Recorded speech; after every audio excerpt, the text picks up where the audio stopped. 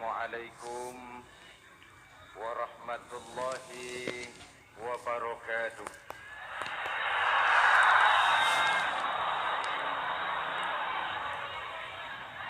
Alhamdulillahillazi anzalal Qur'an hudan linnasi wa bayyinatin minal huda wal furqan. Wassalatu wassalamu ala asyrafil anam wa ala alihi wa ashabihil kiram, amma ba'du. Saudara-saudara hadirin yang saya hormati, yang berbahagia,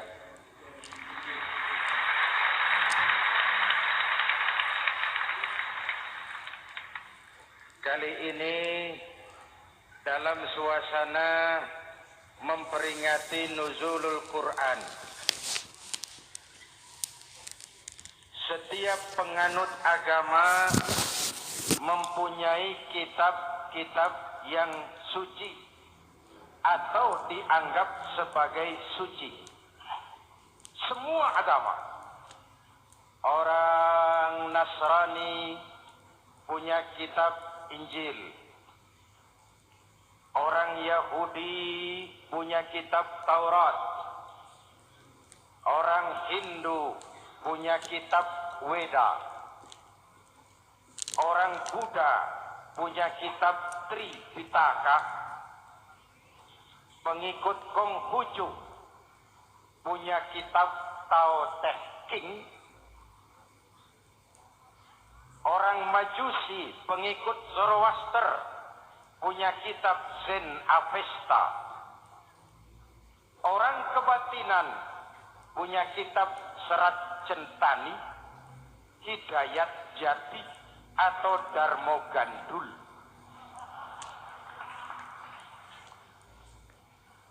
Kita umat Islam oleh Allah diberikan Al-Quran yang kita yakini sebagai kitab suci. Kunaon?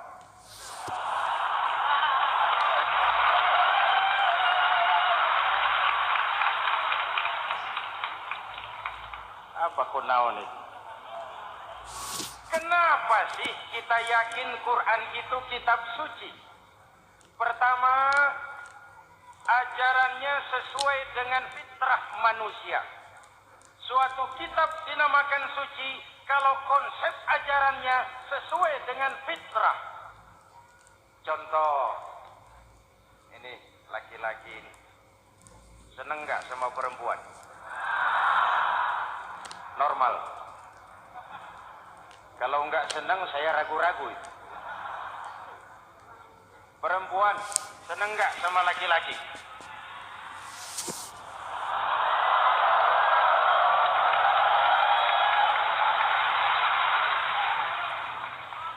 Ini fitrah. Laki-laki suka perempuan, perempuan suka laki-laki.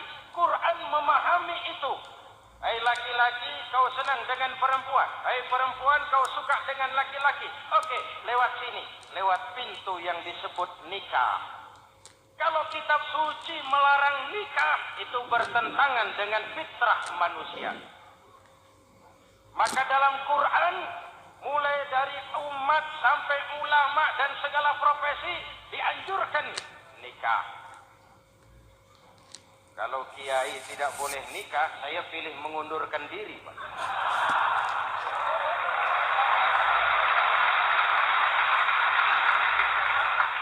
Itu bertentangan dengan fitrah.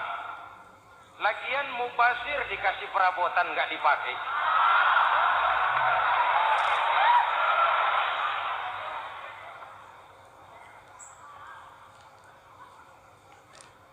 Fitrah.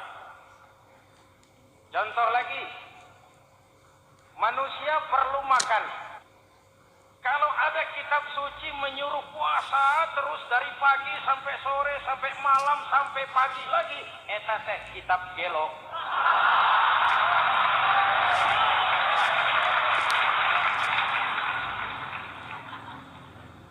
Quran sesuai dengan fitrah, puasa mulai dari imsak sampai datang waktu maghrib.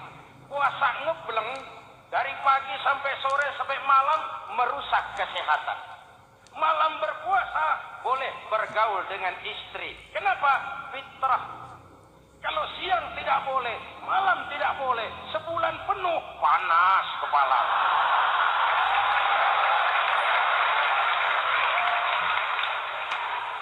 Rontok rambut. Hadirin yang saya hormati, itu yang pertama. Yang kedua, kita yakini Quran sebagai kitab suci karena isinya tidak saling bertentangan, konsekuen, konsisten. Kalau ada satu kitab, di satu ayat mengajarkan Tuhan Esa, di lain ayat mengajarkan tiga, liar itu mah.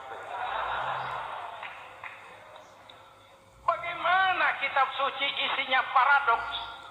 Bagaimana kitab suci isinya saling bertentangan? Di ayat manapun sekali Quran berkata Allah itu Esa, selamanya Esa. Isinya tidak saling bertentangan. Lalu yang ketiga, kita yakini Quran kitab suci karena dia bersih dari intervensi manusiawi. Sejak turunnya Al-Quran menantang, jikalau kamu ragu terhadap Quran yang kami turunkan kepada hamba kami Muhammad, kamu anggap itu cuma bikinan Muhammad. Kalau Muhammad bisa, kamu tentu bisa. Baik. Bikin satu surah semacam Al-Quran. 14 abad yang lalu tantangan ini turun dan sampai malam ini belum terjawabkan. Pak, barangkali tidak ada yang mau coba. Banyak. Antara lain Musailamah Al-Kazzab. Dia mencoba membuat menandingi Al-Quran. Dia buat satu surah namanya surah Al-Fil. Bunyinya begini, bikinan Musailamah. Al-Fil wa mal-fil wa ma adraka mal-fil lahu khurtumun tawil wa lahu zail. Sudah berbentuk syair. Isinya apa? Al-Fil, gajah. Wa mal-fil, apakah gajah itu? Wa ma adraka mal-fil, tahukah kamu apa itu gajah? Lahu khurtumun tawil, dia punya belalai panjang. Wa lahu zail, dan dia punya ekor. Gak usah turun ayat begituan, orang tahu.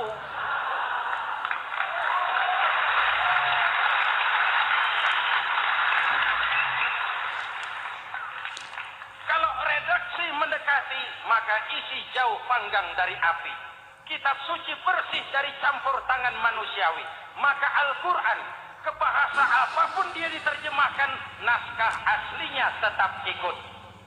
Dia boleh diterjemahkan ke bahasa Sunda, bahasa Jawa, bahasa Padang, bahasa Inggris, bahasa Jerman, bahasa Belanda, naskah aslinya tetap ada. Kenapa? Bahasa ke bahasa perbedaannya sering frontal. Kalau dari gelas menjadi gelas, eta mah caket. Dari lamp menjadi lampu, itu masih serumpun. Tapi cokot Sunda dengan cokot Jawa, itu jauh bedanya. Atos Sunda dengan atos Jawa, itu jauh. Ulama Sunda sama ulama Jawa nggak pernah akur kalimat atos gitu.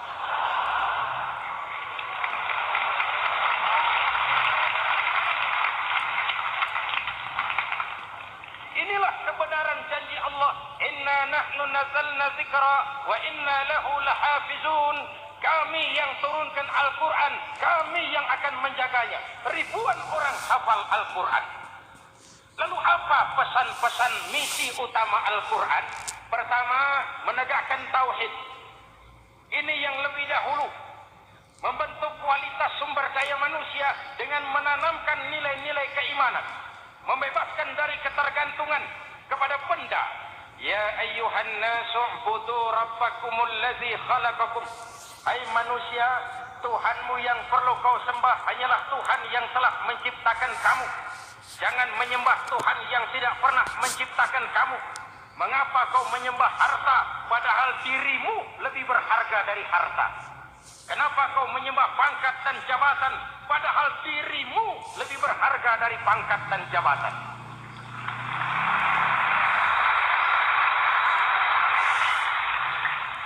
Diajak rasio berpikir, Tuhanmu yang perlu kau sembah hanyalah Tuhan yang menciptakan kamu. Dan Tuhan yang menciptakan kamu itu Tuhan yang lam yalid walam yulad, yang laisa kamitslihi syai'un, dan itulah Allah Subhanahu wa taala. Ayo orang teh, ayeuna teh. Boleh pakai teh? Ayeuna teh, kita teh. Kalau kepada syirik jali, syirik yang terang-terangan, insya Allah tidak. Nyata-nyata menyembah berhala, tidak. Nyata-nyata menyembah pohon, tidak. Nyata-nyata berkeyakinan Tuhan lebih dari satu, tidak. Tapi kita sering terjebak pada syirik kecil, syirik khafi, syirik yang tersamar. Saya sejak pakai cincin ini, jangankan anak gadis, nenek-nenek lihat saya. Cincin. Jangankan anak gadis, nenek-nenek lihat saya lemes. Cincin. Ini saya sejak ada perkutut di rumah ini, dagang lancar perkutut. Ini Ramadan, bulan penempaan nilai-nilai keimanan. Misi utama Quran menegakkan tauhid, memerangi kemusyrikan, membebaskan manusia dari ketergantungan kepada benda. Dari situ kualitas sumber daya manusia dimulai. Saya sering ungkapkan selama ini sistem pendidikan kita cuma mengisi otak, bukan membentuk watak. Otak diisi segala macam ilmu, tapi hati kosong, agama rapuh, akhirnya moral rendah. Muncul manusia-manusia yang pintar, cuma sayang tidak benar. Indonesia kita bangkrut, Indonesia kita terpuruk, Indonesia kita sakit sekarang ini, kan ulahnya orang-orang yang pintar tapi tidak benar.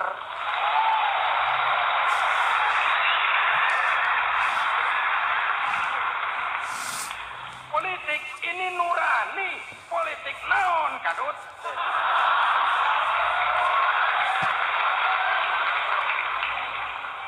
Ini nurani, ini tanggung jawab sebagai anak bangsa. Ibu bapak, saudara-saudara hadirin yang saya hormati. Rasul kalau masuk sepertiga yang akhir, sing-singkan lengan baju, hamparkan sajadah, lebih banyak di masjid daripada di rumah. Itu Rasul. Maka sepertiga yang akhir masjid makin ramai. Lihat Masjidil Haram. Lain dengan kita. Sepertiga yang akhir masjid mulai mengalami kemajuan. Safnya makin maju.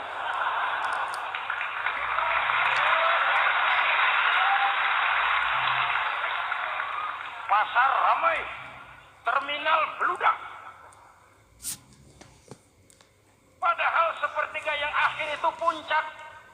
Padahal di situ nilai tambah.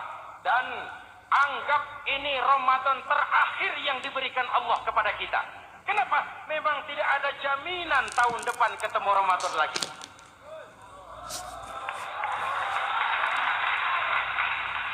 Anggap ini Ramadan terakhir yang diberikan Allah kepada kita. Tidak ada jaminan tahun depan Ramadan akan ketemu lagi.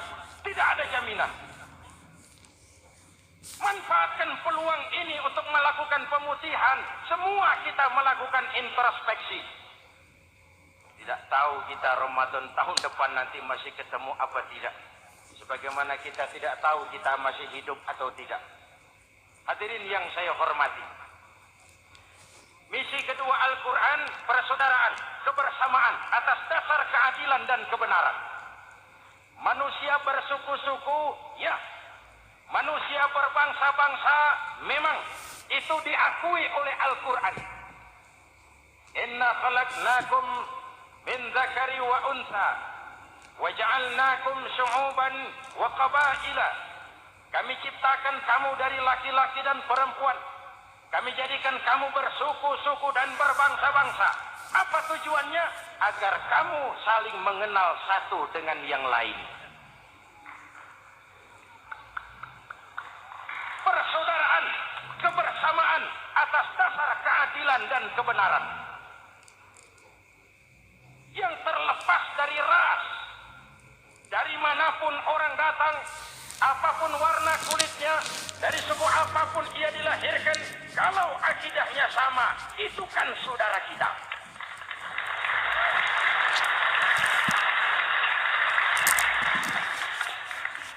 Seperti di masjid, kita tidak peduli dari mana kita datang. Yang datang dari kidul, madhab ngulon mang. Yang datang dari sebelah lor, madhab ngulon mang. Yang datang dari sebelah wetan, madhab kulon mang. Yang datang dari kulon, madhab ngulon. Bukan soal dari mana kau datang, tapi satu arah menghadapmu. Kau mau Betawi, mau Sunda, mau Jawa, mau Padang, mau Aceh, mau Batak, mau Ambon, kita satu nusa, satu bangsa, satu bahasa. Marilah kita jadi lem perekat buat lingkungan kita di saat keutuhan kita sebagai bangsa sedang dalam ujian berat. Semangat kebersamaan atas dasar keadilan. Tidak ada mayoritas menekan minoritas. Umat Islam itu kalau besar, dia mampu melindungi yang kecil. Kalau kecil, dia bisa menjaga diri. Tiap sholat Jumat khatib berpesan pada akhir khutbah kedua, Innallaha ya'muru bil adli wal ihsan. Innallaha ya'muru bil adli wal ihsan. Allah memerintahkan kamu menegakkan keadilan dengan argumen, bukan dengan sentimen. Mengajak, bukan mengejek. Merangkul, tidak untuk tujuan memukul. Kalau sebagai bangsa kita utuh, kompak dan bersatu, saya yakin kita akan bisa mengatasi kesulitan-kesulitan sekarang ini.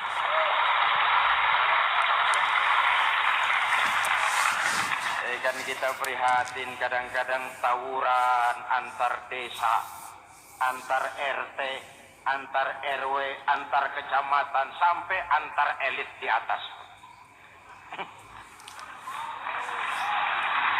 Makanya saya ulang lagi pesan ini. Kalau elit di atas tawuran, jadilah penonton yang baik. Saudara-saudara kaum muslimin yang saya cintai, kita prihatin. Kita seakan tercabut dari akar budaya kita sebagai bangsa. Kenapa kita yang berfalsafahkan Pancasila? Kenapa kita yang berketuhanan yang Maha Esa tiba-tiba jadi beringas dan brutal? Ada maling ayam ketangkap, disiram bensin, dibakar hidup-hidup. Kok kita bisa begitu? Street justice, pengadilan jalanan mulai tegak. Iyalah kita tidak puas dengan kerja aparat kita, tapi jangan main hakim sendiri. Ini negara, bukan hutan.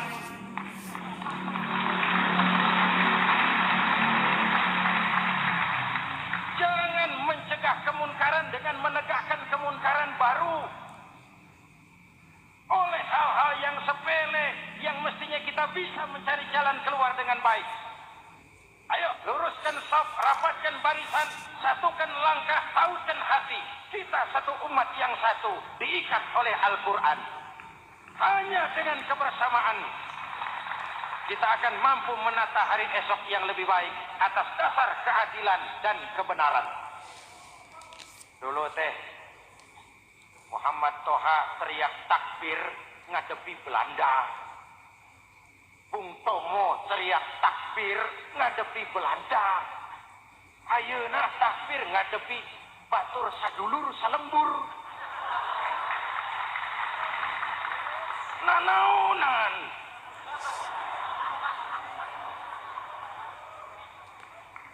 Bung Tomo teriak takbir, Muhammad Toha teriak takbir, yang dihadapi jelas penjajah Belanda. Kita ngadepi saudara sendiri, Allahu Akbar. Yang sana teriak, Allahu Akbar. Setan tepuk tangan di tengah.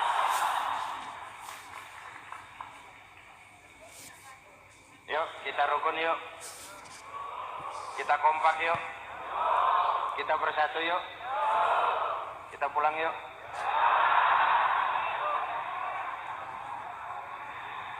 misi kedua. Misi yang ketiga, Al-Quran membebaskan manusia dari gaya hidup sekuler. Quran mengingatkan, awas bung, ada hidup sesudah mati, ada akhirat sesudah dunia.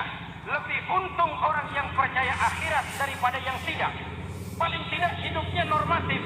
Contoh, saudara yakin akhirat ada, lalu saudara hidup baik-baik, menjauhi yang munkar, meninggalkan yang haram, saudara sujud, puasa, jihad, lalu saudara mati. Setelah mati ternyata akhirat tidak ada. Tidak ada ruginya. Paling kurang kita sudah dicatat sebagai orang baik. Sebaliknya, saudara tidak percaya sama akhirat, lalu hidup seenaknya, judi, mabuk, zina, nipu orang, korupsi, tenggelam dalam kemunkaran, lalu mati. Setelah mati ternyata akhirat ada. Baik, kemana anjen? Lebih untung orang yang percaya akhirat ketimbang yang tidak. Hidupnya ada rem. Iya Pak, saya kepengen banyak uang, tapi kalau main judi nanti di akhirat bagaimana? Iya, saya kepengen jadi orang kaya, tapi kalau korupsi, nipu orang, buka peternakan tuyul, nanti di akhirat bagaimana? Gaya hidup yang berkeseimbangan. Ada hidup sesudah mati dan ada akhirat sesudah dunia. Yang keempat, Quran membebaskan manusia dari belenggu kebodohan. Quran ayat yang pertama turun sudah berkata, Iqra, baca, kamu jangan jadi bodoh. Kebodohan menimbulkan kemiskinan, kemiskinan mendekatkan kepada kekufuran. Yang kelima, ini kado buat ibu-ibu.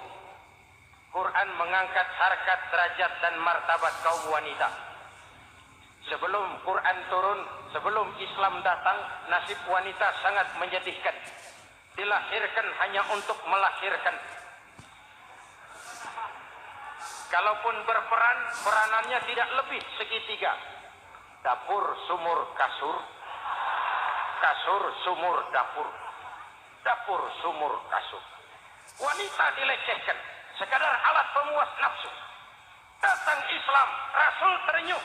An-nisa imadul bilad. Wanita adalah tiangnya negara. Jikalau baik wanita, baik negara. Jikalau rusak wanita, hancur negara. Karena wanita, negara jaya. Betul? Karena wanita, negara hancur. Betul? Maka wanita adalah bidadari yang kadang-kadang setan. Kadang-kadang.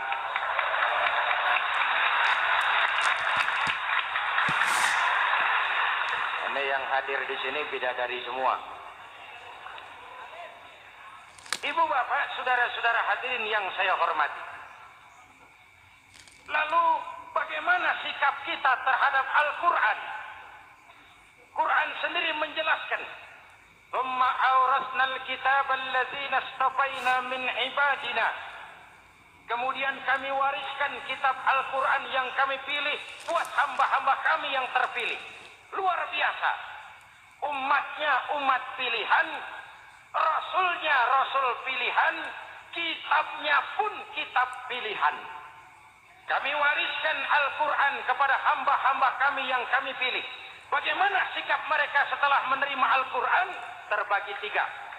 Pertama, faminhum zalimun linafsihi. Di antara mereka ada yang setelah menerima Al-Quran lalu zalim kepada dirinya sendiri. Diterimanya Al-Quran dengan lidahnya, tapi ditolak dengan perbuatannya. Mulutnya menjunjung Al-Quran, perbuatannya menginjak Al-Quran. Quran bilang ke barat, dia pergi ke timur. Quran bilang ke selatan, dia berangkat ke utara. Quran bilang haram, dia terjang. Quran bilang halal, dia tidak mau. Orang seperti itu tidak zalim kepada Allah, tapi zalim kepada dirinya sendiri. Apa kalau kita tidak sholat, Allah rugi? Apa kalau kita tidak bayar zakat, Tuhan bangkrut? Apa kalau sedunia tidak ada yang sujud, Tuhan berhenti jadi Tuhan? Kita mau lakon apa, Allah tetap Allah. Kau mau jadi orang baik-baik, mau jadi bajingan paling tengik, mau jadi orang soleh, mau jadi orang salah, Allah tetap Allah. Kita hanya zalim kepada diri kita sendiri. Ini kelompok pertama, menerima Quran dengan ucapannya, tapi menolak dalam perbuatannya. Mudah-mudahan kita yang termasuk golongan ini. Amin. Yang kedua, wa minhum muqtasid. Di antara mereka ada yang menerima Quran 50-50.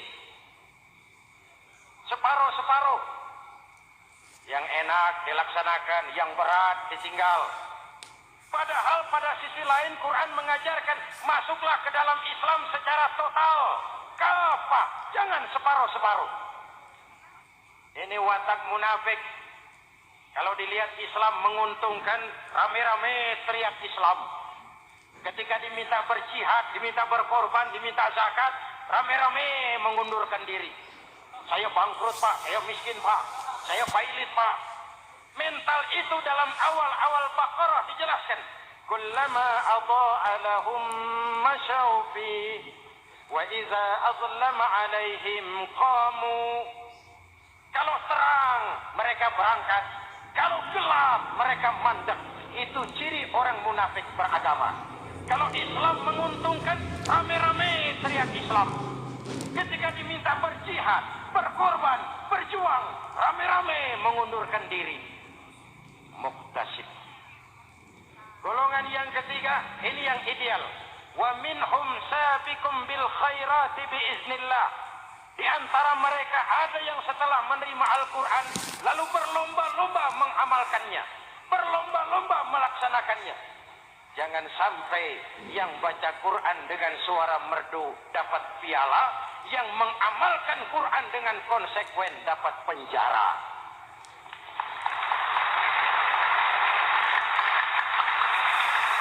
Itu ironi, itu menyedihkan, itu memilukan, dan itu memalukan.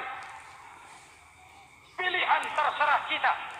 Satu hadis Rasulullah mengajarkan begini.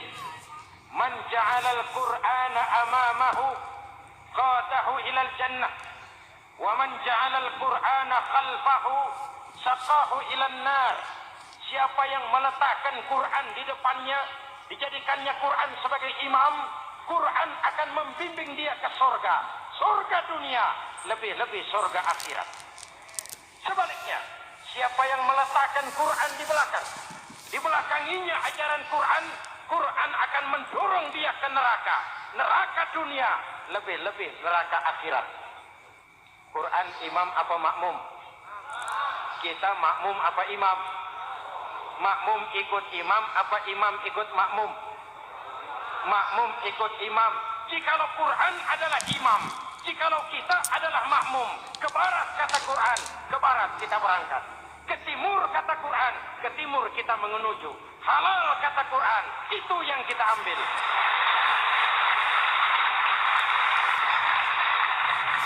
Mari kita jadikan Ramadan sebagai bulan di mana sedikit demi sedikit kita berupaya kembali menjadi generasi yang Qurani. Rasulullah pernah ditanya, kalau Tuhan wafat ya Rasul, kemana kami minta nasihat? Aku tinggalkan kamu dua nasihat.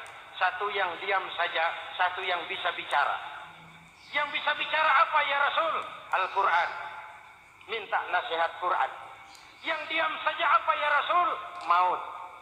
Dalam hidup ada dua nasihat. Nasihat yang bisa bicara, Al-Quran. Nasihat yang diam saja, maut. Mau dagang, minta nasihat Quran. Mau bertetangga, minta nasihat Quran. Itu nasihat. Nasihat yang kedua, diam saja, tahu-tahu datang, maut. Makanya anggap ini Ramadan terakhir yang diberikan Allah kepada kita. Karena tahun depan tidak ada jaminan kita bertemu Ramadan. Manfaatkan 10 yang akhir untuk meningkatkan nilai ibadah kita kepada Allah Subhanahu wa Ta'ala. Hadirin, kita sudah mendekati akhir, saya akan baca doa. Mari kita Fatihah. Semoga kita semua dalam perlindungan Allah. Ala hadhihi niyah wa ila hadratin Nabi. Al-Fatihah.